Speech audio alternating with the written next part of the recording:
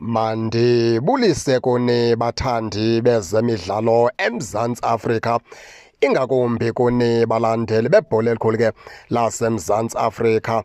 Sawubane ke baphulaphuli, sizama ukugxininisa kule meko yeKaizer Chiefs ngoba uzothi ga ngoku yiyona ingundaba mlonyeni and ke ngoku kumele idibe nesisombululo ide ke igqitywe kudlulelwe ngaphambili.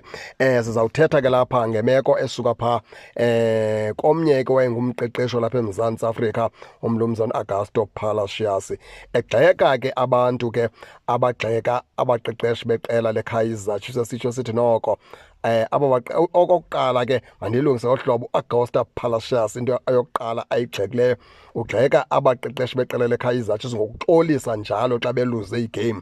Uthi laa nto yokuxolisa kubo irongo kakhulu. Waphinda uAugusto Palacios wagxeka abantu ke abakhomba iminwe ke kubaqeqeshi beqela leKaizer Chiefs, ngakumbi kwimetshi yederby. Watsho esithi ke iderby ayiqali ngalaa mini iOrlando Pirates ukufaka amanqaku amathathu kwiKaizer Chiefs.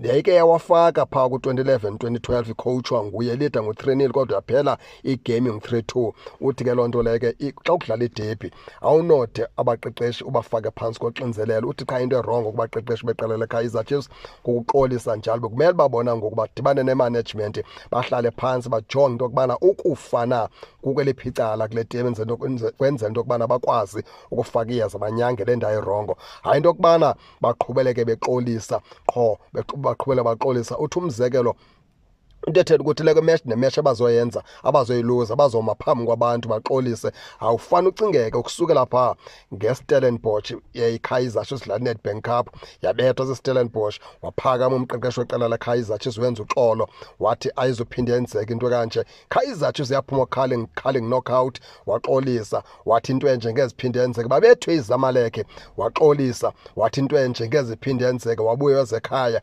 wankalwa waseStellenbosch, waxolisa, wathi into ezinje ngeze ziphinde zenzeke. Wabethwa iOrlando Pirates, waphinda waxolisa, wathi into enje ngeze iphinde yenzeke. Waphinda wabethwa ke ngoku phaa leqela ke leRichards Bay, waphinda futhi waxolisa, wathi into enje ngeze iphinde yenzeke. Kahle kahle uyawuxolisa kude kuphele le season ke umqeqeshi ke weqela ke leKaizer Chiefs. Uthi ke umlumzana ke uAugusto Palacios loo nto leyo xa uyicoach ayifuneki buburongo obo. Xa uyicoach wena nobubethiwe ukubethwa okanye uluzi yinto eyenzeka ebholeni, wena vuka uvuthulule uplan okutsha, ujonge le ndawo ekubethileyo ukuchanileyo, uzama ukuyilungisa, usebenza into yokubana uyawina, hayi into yokubana wena uyawusoloko uxolisa njalo. Uyayikhaba ke loo nto phaa uAugusto Palacios. Masingene nje kokugqibela kuwe ke mntu omkhulu Augusto Palacios, into yokubana ke aba baqeqeshi beKaizer Chiefs isizathu esibenza into yokubana babe baxolisa njalo yinto yokubana abangabo coacha ncakasana,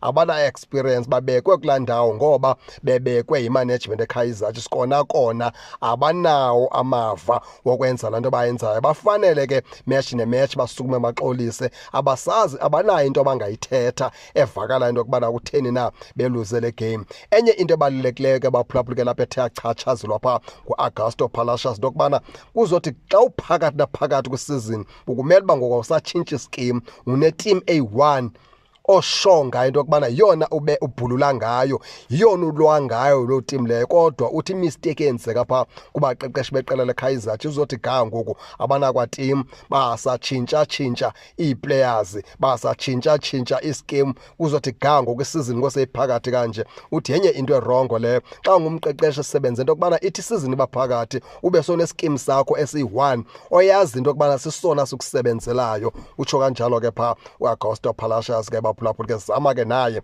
ukulungisa phaa naphaa kule meko ke yeqela leKaizer Chiefs. Nani ke baphulaphuli ke ningake ningene nitshone into yokubana niva njani, nize ningakhohlwa usubscribe kule channel ukuze ningaphoswa zezemidlalo endizanothulela zona kwixa elizayo kakuhle babukeli.